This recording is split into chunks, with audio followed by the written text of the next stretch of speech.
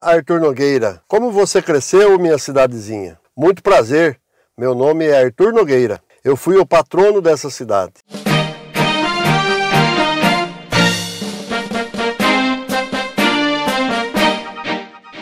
No começo do século XIX, essas terras faziam parte de mais ou menos 11 fazendas de famílias tradicionais aqui do estado de São Paulo. Uma dessas terras era minha. Algumas delas eram dos Arens, outra dos Cotrins, dos Doricos, dos Adorno, dos Sertório, dos irmãos Magalhães, dos Cunha Claro, dos Amarais, dos Rosas e do Tibiriçá. Nessa época eu estava ajudando a fundar a usina Ester, que prosperou muito bem, inclusive existe até hoje, e plantava bastante pé de cana-de-açúcar por essas bandas. Acontece que a gente precisava levar os carregamentos de cana todos em carroças. Era muito trabalhoso. O que a gente queria mesmo era ter uma linha de trem que ligasse a gente com a estação Carlos Botelho, lá de Campinas.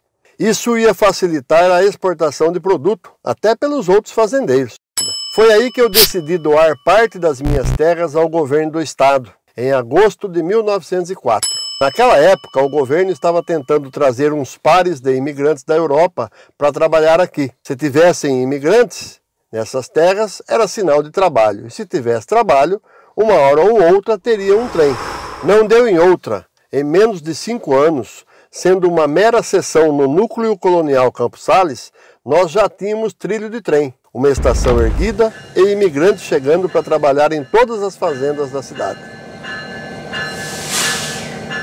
A fé desse povo era imensa. O nosso núcleo mal tinha 10 anos e eles já começaram a erguer a capela de São Sebastião. Eu tenho para mim que graças a essa fé toda, que em 1916 a gente acabou virando o Distrito de Paz de Mojimirim.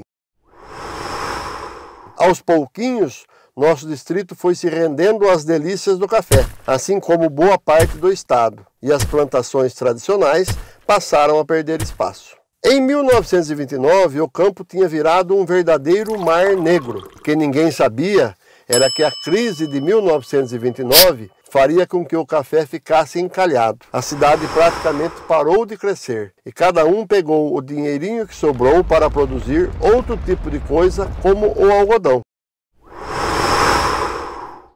Foi nessa época de crise que Montoya e Duzi decidiram usar um pouco de cipó, de aramado, um pedaço de tecido e um crânio de vaca para criar uma espécie de tourada na rua. Alguém se enfiava debaixo da estrutura e corria atrás das pessoas como um touro desgovernado. Aos poucos a cidade desembestou a crescer outra vez. Em 1934, o povo ampliou a capela e transformaram ela na paróquia Nossa Senhora das Dores. Logo em seguida, em 1937, a cidade ficou mais clara e bonita, graças à Companhia de Força e Luz de Mojimirim, que começou a instalar iluminação pública e residencial pela cidade. Mas a iluminação de verdade, aquela que vem da mente e não de um poste, veio 10 anos depois, em 1948, quando a cidade deu início ao seu processo de emancipação política administrativa.